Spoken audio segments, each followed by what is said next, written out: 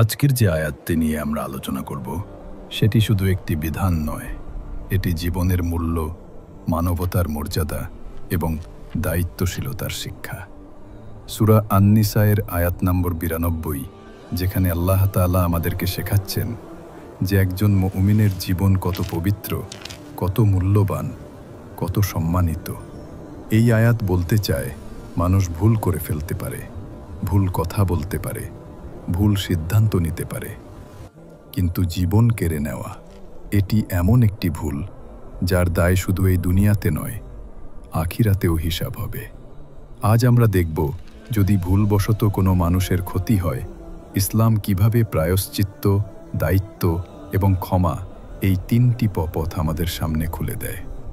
আসুন হৃদয় শান্ত করি, মনকে স্থির করি এবং শুনি সূরা আন-নিসা আয়াত 92।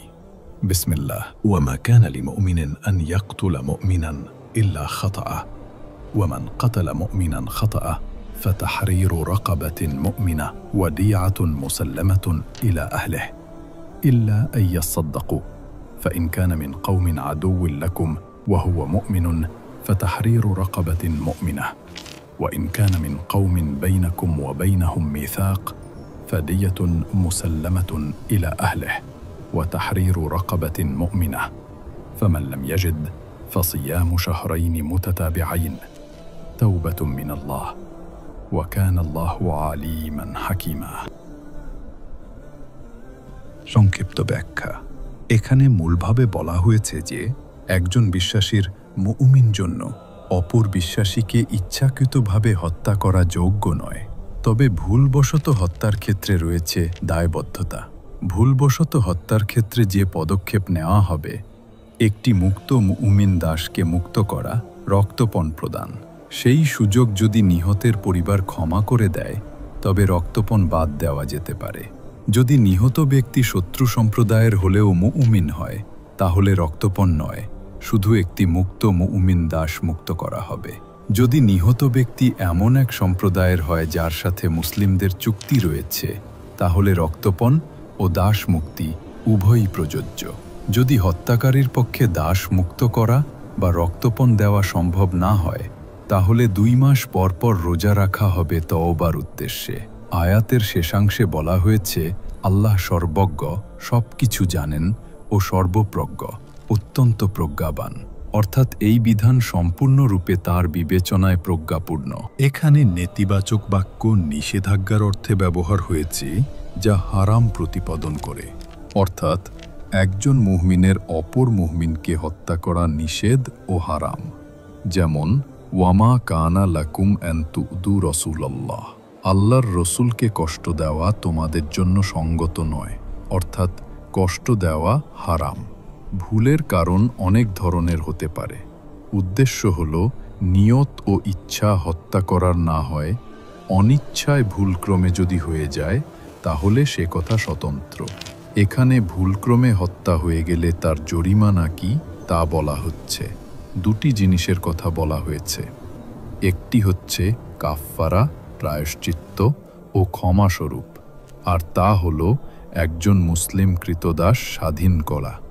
দ্বিতীয়টি হচ্ছে বান্দাদের অধিকার স্বরূপ, আর তা হল দিয়াত, রক্তপণ আদায় করা। নিহত ব্যক্তির রক্তের বিনিময় স্বরূপ যে জিনিস তার নিহতের উত্তরাধিকারীদেরকে দেওয়া হয়, তাকে দিয়াত, রক্তপণ বলা হয়।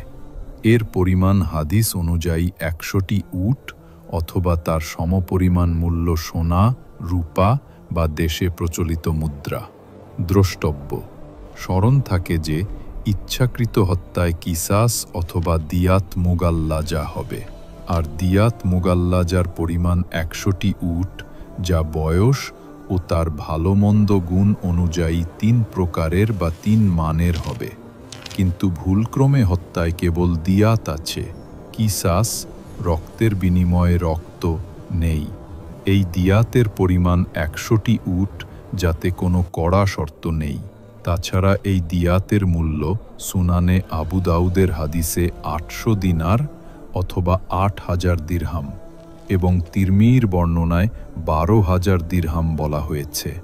অনুরূপ উমার রাদিয়াল্লাহু তার খেলাফতকালে দিয়াতের মূল্যে কম বেশি এবং বিভিন্ন মুদ্রা অনুযায়ী তা বিভিন্ন প্রকারের নির্দিষ্ট করেছিলেন। ইরওয়াউল গালিল অষ্টম খণ্ড, যার অর্থ হল 100টি উটের মূল দিয়াতের ভিত্তিতে তার মূল্য প্রত্যেক যুগ অনুসারে নির্ধারিত হবে। বিস্তারিত জানার জন্য দ্রষ্টব্য, হাদিসের ভাষ্য ও ফিকবাহ গ্রন্থাদি। ক্ষমা করে দেওয়াকে সাদাকা বলে আখ্যায়িত করার উদ্দেশ্য হল ক্ষমা করার প্রতি উৎসাহিত করা, অর্থাৎ এই অবস্থায় দিয়াত লাগবে না।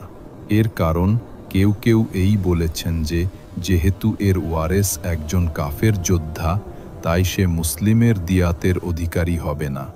কেউ কেউ এর কারণ বলেছেন এই মুসলিম ইসলাম গ্রহণ করার পর যেহেতু হিজরত করেনি, যার এটা আর এক তৃতীয় অবস্থা। পূর্বের অবস্থার ন্যায় এতেও কাফফারা এবং দিয়াত আছে। কেউ কেউ বলেছেন যদি নিহত ব্যক্তি মুয়াহিদ চুক্তিবদ্ধ কাফির হয়, তবে তার দিয়াত মুসলিমের দিয়াতের অর্ধেক হবে। কেননা হাদিসে কাফেরের দিয়াত মুসলিমের দিয়াতের অর্ধেক বলা হয়েছে। কিন্তু অধিক সঠিক এটাই মনে হচ্ছে যে এই তৃতীয় অবস্থাতেও মুসলিম নিহত ব্যক্তিরই বিধান বর্ণনা করা হচ্ছে। অর্থাৎ কৃতদাস স্বাধীন করার সামর্থ্য না থাকে, তাহলে প্রথম এবং শেষের অবস্থায় দিয়াত আদায় করার সাথে সাথে ধারাবাহিকতার সাথে কোন বিরতি ছাড়াই একটানা 2 মাস রোজা রাখতে হবে। যদি তারই মাঝে কোন দিন রোজা ছেড়ে দেয়, তবে পুনরায় প্রথম থেকে আরম্ভ করা জরুরি হবে। তবে যদি কোনো সরই কারণে রোজা ছেড়ে থাকে, তাহলে পুনরায় প্রথম থেকে শুরু করার প্রয়োজন হবে না। যেমন মাসিক, নিফাস অথবা এমন কঠিন রোগ যা রোজা রাখার জন্য বাধা হয়। নিষিদ্ধ দিনসমূহ যাতে রোজা রাখা নিষেধ আছে। সফর সরই ওজোর কিনা এ ব্যাপারে মতভেদ রয়েছে। ইবনে কাসির। এখানে সূরা আন-নিসা 93 আয়াত। ওয়ামান ইয়াকতুল মুমিনান মুতাআম্মিদা ফাজাযাউহু জাহান্নামু খালিদান ফিহা ওয়া গাদিবাল্লাহু আলাইহি ওয়া লা'নাহু ওয়া আ'আদ্দা লাহু আযাবান আযীমা। বাংলা অনুবাদ। আর যে ব্যক্তি কোনো মুমিনকে ইচ্ছাকৃতভাবে হত্যা করে, তার প্রতিফল হবে জাহান্নাম, যেখানে সে চিরকাল থাকবে, এবং আল্লাহ তার উপর ক্রুদ্ধ হন, তাকে অভিশাপ করেন এবং তার জন্য প্রস্তুত করা হয়েছে ভয়ঙ্কর বড় শাস্তি। এটা ইচ্ছাকৃত হত্যা করার শাস্তি। হত্যা 3 প্রকারের। ক, ভুলক্রমে হত্যা, যা পূর্বের আয়াতে উল্লেখ হয়েছে।